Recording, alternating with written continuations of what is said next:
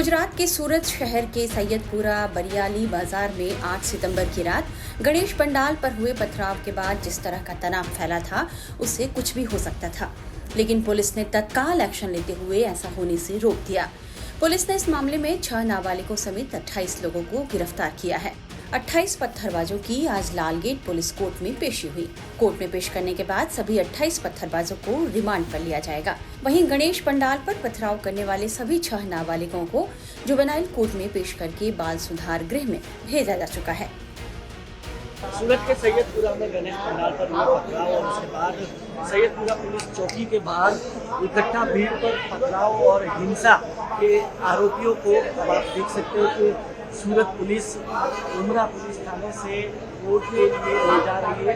ये तस्वीरें हैं, एक के बाद एक इन सभी आरोपियों को जो है अब बाहर निकाला जा रहा है। अब तक 28 आरोपियों को गिरफ्तार किया गया है। अगर मैं बात करूँ तो जो नाबालिग बच्चे हैं उनको पहले ही सूरत पुलिस जुवेनाइल कोर्ट में पेश कर चुकी है और वहाँ से इनको बाल सुधार गृह जो है वो भेजा जा चुका है। 8 सितंबर की रात जब कुछ नाबालिग बच्चों ने गणेश पंडाल पर पत्थर फेंका तो देखते ही देखते पूरे इलाके में तनाव फैल गया। लोग आक्रोशित हो गए और हंगामा करते हुए सड़कों पर उतर आए।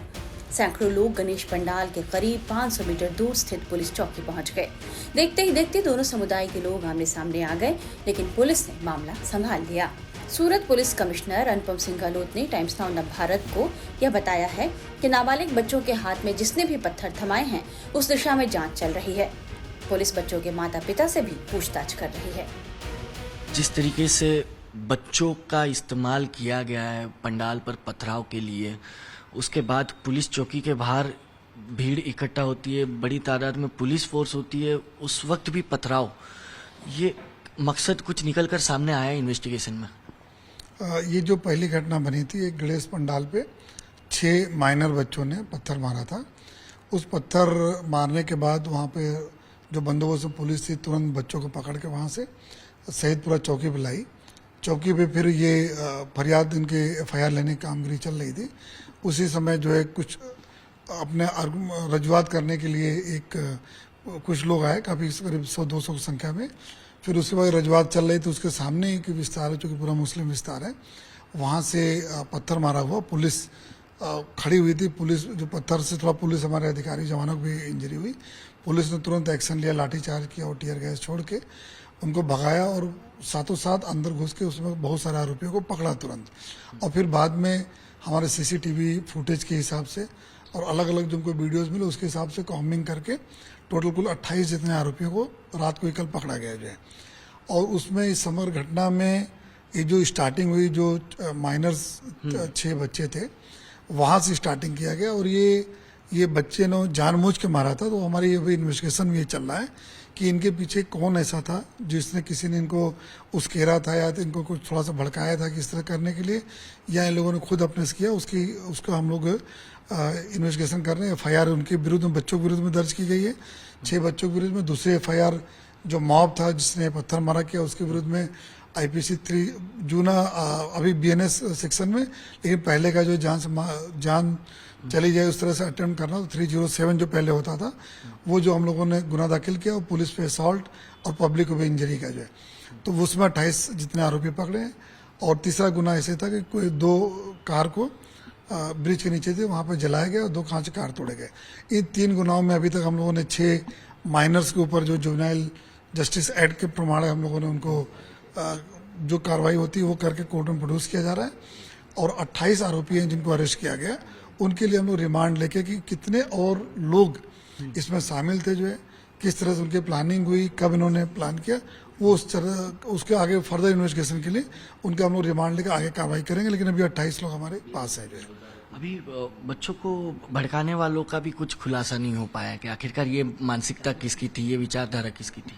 ये अभी उसका हम लोग इंट्रोगेशन सभी का चल रहा था और हम लोग जानने की कोशिश कर रहे हैं जो है कि जो हमारे उस एड के हिसाब से जो काउंसलिंग करके भी इसका पीछे मकसद क्या था और क्यों किया और किसने करवाया जो है, तो उसको भी हम लोग जाने, क्योंकि इस तरह की घटनाएं भूतकाल में बनी जब छोटे बच्चे ने कभी मारा और उसके बाद जो तुरंत कंप्रोमाइज़ हो गया कि भाई छोटे बच्चे हैं, उसमें भूल से हो गया। लेकिन इस घटना में भूल नहीं हुई है, जानबूझ के मारा गया है जो इसमें। सर एक बात ये भी सामने आई है कि 2-3 दिन से लगातार कुछ छुटपुट घटनाएं हो रही थी, उसके बाद शिकायत दी गई थी, पुलिस बंदोबस्त वहां लगाया गया था और पुलिस के सामने ये घटना हुई है, ऐसा कुछ है? नहीं, ये ऐसा नहीं है। ये जो लड़का था, इससे 2 दिन पहले एक प्लास्टिक का जो पॉलीथीन होती है उसका करके जो मंडप के पीछे, हाँ, वो उस तरह से फेंका था, क्योंकि इसके पास में एक मस्जिद है।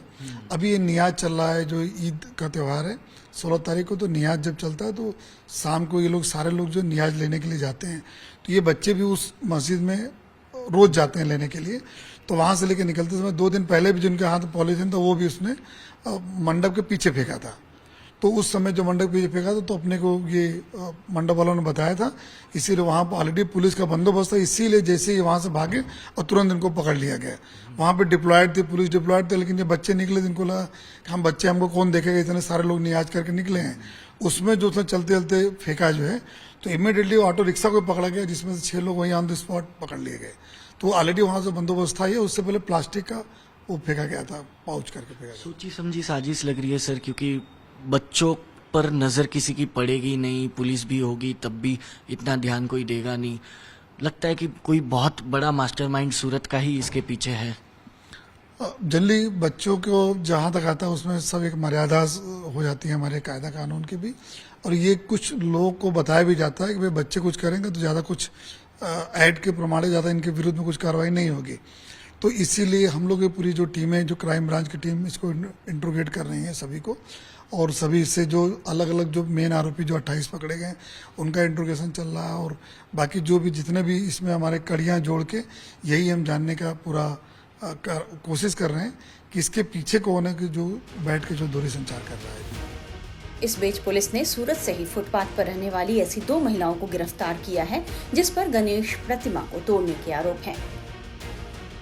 सूरत सिटी में अटवा पुलिस स्टेशन की हद में सोनी फलिया के पास में एक गणपति की मूर्तियां बेचने के लिए एक दुकान लगाई हुई थी। राहुल भाई हीरा लाल खलासी नाम के व्यक्ति हैं, इनकी शॉप थी और ये इनकी एक दूसरी शॉप भी दूसरी जगह थी। तो दिन में वो शॉप को खाली छोड़ के और दूसरी जगह पे अपनी दूसरी शॉप पे गणपति दिखाने के लिए चले गए। मीनवाइल 2 लेडीज़, जिसमें एक का नाम लाइला सलीम शेख है, ये 30 साल की है और ये चौक बाज़ार किला के पास फुटपाथ पे रहती है, और दूसरी रूबीना इरफान पठान, ये करीब 20 साल की है और ये भी कमाल गली सूरत में फुटपाथ पे रहती है। ये दोनों के हस्बैंड जो हैं उनके साथ नहीं रह रही हैं, ये फुटपाथ पे रह रही हैं। और ये दोनों और इनके साथ 2 छोटे बच्चे वो राहुल भाई की दुकान में घुसे और वहाँ पे गणपति की मूर्तियाँ थी, उनके साथ में करीब 10 से ज़्यादा गणपति की मूर्तियाँ थी। उनके किसी के हाथ उंगली इस तरह से तोड़े गए और करीब 60,000 का नुकसान दुकान में किया गया। तो इस संबंध में फरियाद मिलने पर अटवा पुलिस स्टेशन में IPC की कलम 299, 324(4), 329(4) और 54 के तहत FIR दर्ज की गई है और दोनों महिलाएं हैं, उनको अभी पुलिस स्टेशन में डिटेन किया गया। फिलहाल सूरत के सैयदपुरा में हालात नियंत्रण में हैं और पुलिस माहौल बिगाड़ने वाले लोगों पर सख्त कार्रवाई कर रही है। पुलिस की मौजूदगी में सुबह की आरती भी की गई। इलाके में करीब 1000 पुलिसकर्मियों को तैनात किया गया है।